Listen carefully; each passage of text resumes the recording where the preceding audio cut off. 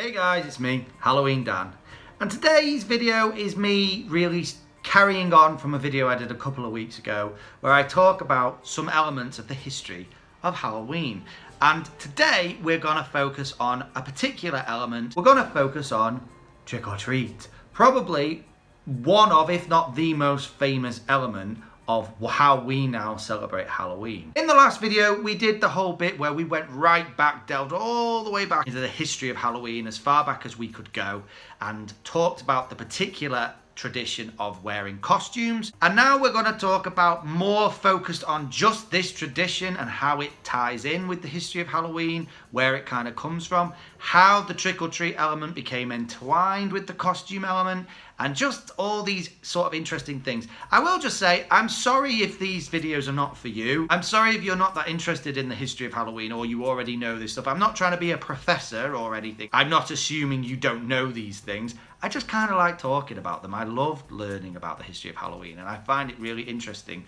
And I hope you guys do too. I also thought a fun little bit, if you stay tuned towards the end of the video, I would talk about some UK candies compared to North American candies. What's different? What do you have that we don't have? And vice versa. I've got some examples, so I thought that might be kind of fun. But first of all, let's get into this. Let's talk about the history of trick-or-treating.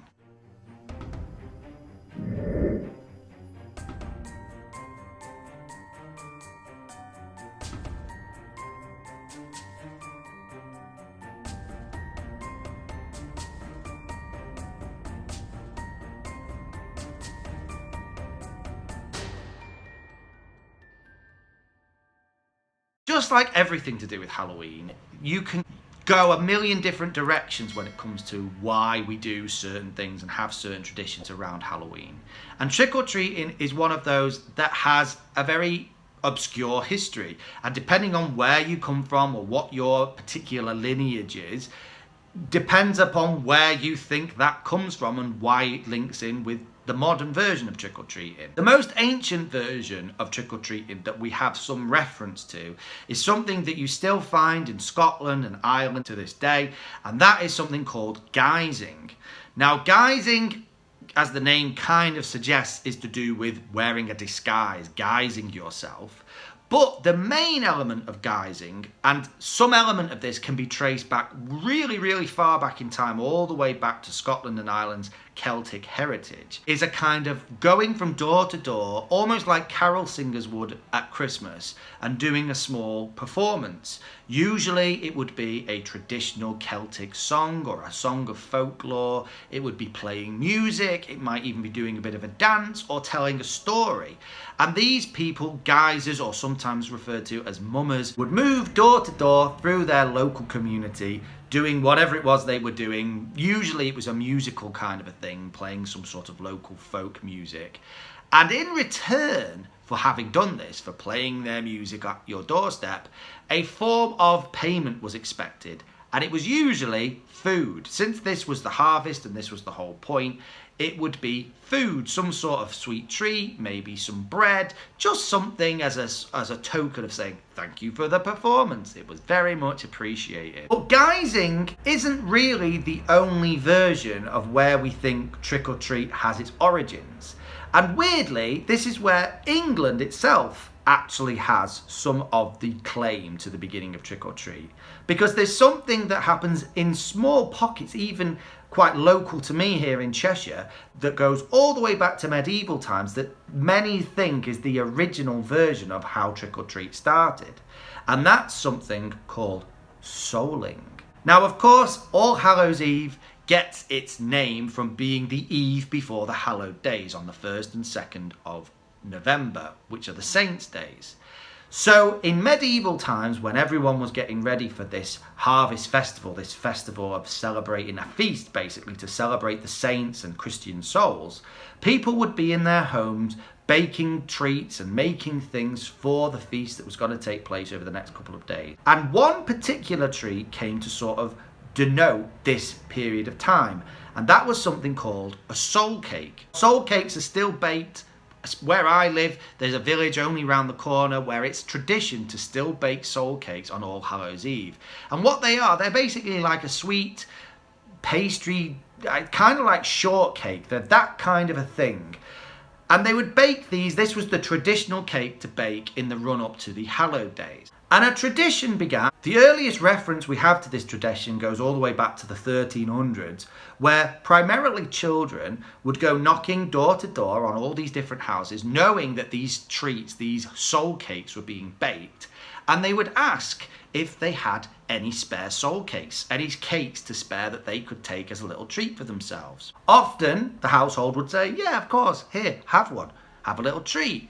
And in response to this, as a way of saying thank you for the treat, the soulers, as they became referred to, sometimes even mummers, I think is a term that gets used in England too, they would say a prayer for the departed of that household. So if the household had, say, a grandfather that had passed on, they would say a prayer for that particular man in way of saying thank you for the soul cake. So it had a much more religious overtone, the souling aspect of it. But still this link to giving reverence to the dead, which of course is what we know Halloween is kind of all about, this idea that there is a link between that time of year and the dead returning from the grave. Souling, guising, whatever terminology you use, the idea that you move from house to house and ask for a treat is almost as ancient as All Hallows Eve and Samhain itself. But whereas the souling element only still survives in small pockets here in England because of history, in Scotland and Ireland, guising is still a very big thing, and it's kind of why in North America the trick-or-treat element got picked up, because often Irish immigrants brought these ideas, these traditions with them to North America, and they became a common feature of how Americans would celebrate the 31st of October, which eventually became known as Halloween. But there is an element I haven't really talked about yet, and that's the trick element. Where did the trick element come from? We think it really still has more to do with the guising side of these two traditions, less to do with the souling side, because that had very serious religious overtones. Whereas the guising was always more a fun, frivolous thing and a little bit mischief making. The idea would be that they would go door to door singing a song, playing some instruments, and if the household didn't have anything to give to them, any way of paying them for their performance, or maybe didn't even answer the door, then a trick, a kind of a threat of a trick would be given. And usually these were quite innocent things. The most famous examples are things like removing gates from their hinges or hiding gates. I don't know what the gate thing was actually about, but that was the tradition that kind of got built up around it.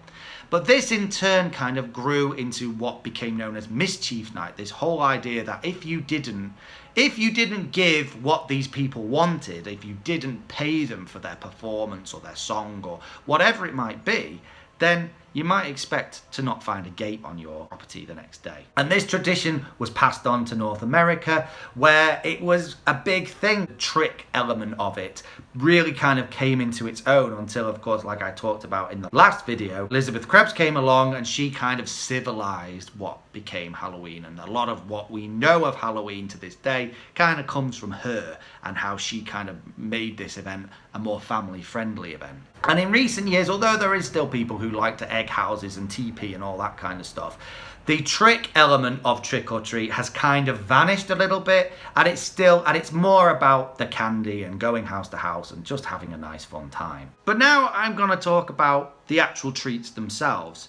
And although I've just talked about one version, a very ancient version of soul cake, which was a particular kind of treat that was given out traditionally on the 31st of October, that, as the years have gone on, has developed into all kinds of different treats. And the most obvious one we all use now, I think in North America and here in Europe, is candies, chocolate bars, sweets. So I thought it would just be fun to kind of show you guys, because I'm quite aware of the fact that most of my subscribers and people who watch my videos are from North America, Canada and the US. So I thought it'd be interesting to show you the sorts of candies and sweets we give out traditionally, the things that are just commonplace to get here on Halloween. And I want to know from you guys, do you have these? Are these exactly the same as you have? There's no difference at all? Are these completely different? You've never heard of any of these? I think you will have done. And what if I haven't mentioned anything, what are the things you give out? What are the candy bars or things that you give out? There must be a specific one that maybe we don't have here in the UK. let me know in the comments. The first set of sweets I want to talk about, I think, are generic. I think everybody has these. Tell me if I'm wrong, I don't know. But they're a real big thing here in the UK. They're certainly a growing thing. And that is good old Haribo. I don't think there's anywhere on earth that doesn't have Haribo anymore. I think everyone is aware of what Haribo is. But tell me if I'm wrong. On Halloween, these little packets of sweets, we buy these multi-packs and we give out these little packets of sweets, usually one per trick-or-treater. You get these, there's usually like 20 packs in a bag. You get a mixture. Some are like, there's fizzy sweets, there's more plain just sort of gummy sweets, gummy bears and candy rings and all that kind of stuff. These are really, really popular and they're growing in popularity with every passing year, especially since the pandemic, because of course they're sealed. You can't, there's no, oh, I'm not getting my COVID all over this, you know. So when it was the pandemic, these were really good because you could sort of hang them on the outside of our house and people could just kind of help themselves. So Haribo really came into their own through the pandemic, I think. But yeah, I think this is generic. I think everyone has these. Tell me if I'm wrong. The next set of sweets I wanted to talk about, I think some of these will be generic. I think some of them you will have seen, but I think some of these are quite UK specific. Traditionally, we get these. These are Swizzlers, and it's basically just a pack of different sweets. Usually quite chalky sweets, but also just a mixture of weird and wonderful sweets. These are really commonplace at Halloween. I think everyone buys at least one pack of these because they kind of look like what people expect to see in a sort of a bag of candy. You know, they just kind of look that way. So you have drumsticks. Drumsticks are kind of a chewy, nougaty kind of a sweet. Very, very sweet. They're two-toned, usually pink and white, though you do get green and orange, I think, as well nowadays. This is the traditional one. They're kind of squishy and chewy. Kids really like them. Finn really likes them. Then you have drumstick lollipops. These are the traditional lollipops, which again, same idea as the squishy things, but these are more chewy, more like a taffy. You got your love hearts. Again, I think everyone has these. These are them chalky sweets with little messages on them like, I love you and you're my sweetie and all that kind of stuff. Yeah, generic. Lollipops. Usually there's 2 or 3 flavors. Strawberry, I think this is like blackberry or something, blackcurrant, I'm not quite sure. And there's usually an orange one as well. They're just a normal sort of hard lollipop or something. I'm not quite sure what you'd call it, but it's like a hard candy lollipop. Refreshers. These are, again, a chewy taffy kind of sweet, but they've got a real zing to them. They've usually got a layer of sherbet running through the middle of them. So when you chew into them, you get like this kind of like tingly kind of sweetness. I don't know how to describe that, but that's usually what they are. Fizzers, similar to the love hearts, are kind of a chalky sweet, but they fizz. They fizz in your mouth. They're, again, very, very sweet. They kind of take your breath away a little bit, fizzers. Then you have these sort of chalky lollies. I think they're just referred to as lollies. They're literally called lollies. They are a chalkiest lollipop. You kind of have to bite into them and they're chalky in texture, but they're really, really sweet, so they're not quite as gross as the love hearts. But then, in these packs, I don't know why these are still made. You have the most vile, as far as I'm concerned, the most disgusting vile sweet on the history of the world. Parma violets. Now, there's going to be someone who's from the UK who's going to go, I love Parma violets. They are disgusting. Disgusting! Imagine, if you don't have these in the US, I mean, if you do have them in US and Canada, let me know. But they taste like old ladies' perfume. That's the only way I can put it. You know, like how, let's just say ladies of a certain age might wear old school perfumes that usually have a more floral fragrance, often like a lavendery kind of a fragrance, or maybe they like certain bath salts that have a lavenderiness to them. That's what these taste of. Who wants to eat that? You eat them and all you can eat just taste like lavendery, perfumey taste. It's disgusting. They are absolutely vile. And if you have the misfortune to get them in your trick-or-treat bag, ugh, I was always so disappointed if these appeared in my trick-or-treat bag. Weirdly though, Ella, my daughter Ella, loves them. She loves them. She eats them like they're candy. Gross. Then you got Skittles. I think everyone has Skittles. You get them in the UK. I think that you get them everywhere nowadays, but they're like multi-packs. So they're basically smaller size packs of candy that you'll just sort of munch on. They're easier to give out to trick-or-treaters and cheaper, let's face it. I hear this whole argument all the time of who gives out full-size candies. I don't think many people do nowadays. I think it's just easier to give out these things. And then we get another pack of fun-sized candies in the UK, which has Nestle chocolate bars, really, is what they are. I think you'll have heard of these two. These are Mars bar and Snickers bar. Snickers, I think, is everywhere. Snickers is, of course, it's got a layer of nuts and caramel and nougat wrapped in chocolate. So I don't think I need to talk about Snickers. Mars bar, someone said you have Mars bar in the US and Canada, but it's not the same as ours. I don't know how. This is exactly like the Snickers, but without the nuts, basically. It's just the nougat and the caramel and the wrapped in chocolate. They're really delicious. The fun size versions are like half the size of this. There's also Milky Way and Maltesers that we traditionally get in the UK in these multi-packs. I couldn't get any though, they weren't out on the shelves yet. Maltesers are little balls of malt wrapped in milk chocolate, really delicious and really fun. And then there's Milky Way, which is very similar to the Mars bar, except it's been downgraded one level further, and it's just really like the white fluffy nougat wrapped in milk chocolate, no caramel. And they're just some of the things we give out here in the UK. There are others, and there's going to be people in my comments who go, well, we go to Marks and Spencer's and buy the little weird eyeball chocolates, and there's all kinds of different things. Everyone gives out something slightly different, and if you're really lucky, you'll go to a household that makes up their own gift bags. That's great when they do that. But generally, these are the sorts of sweets you will see again and again and again as you go trick-or-treating. But what do you give out at Halloween? Are you a full candy bar size guy? Do you have chocolate bars that I've never heard of that are generic at Halloween? Let me know. Tell me in the comments. I'd love, love, love to hear from you. Anyway, guys, I will see you in the next one. Thank you so much for watching today. Keep it spooky.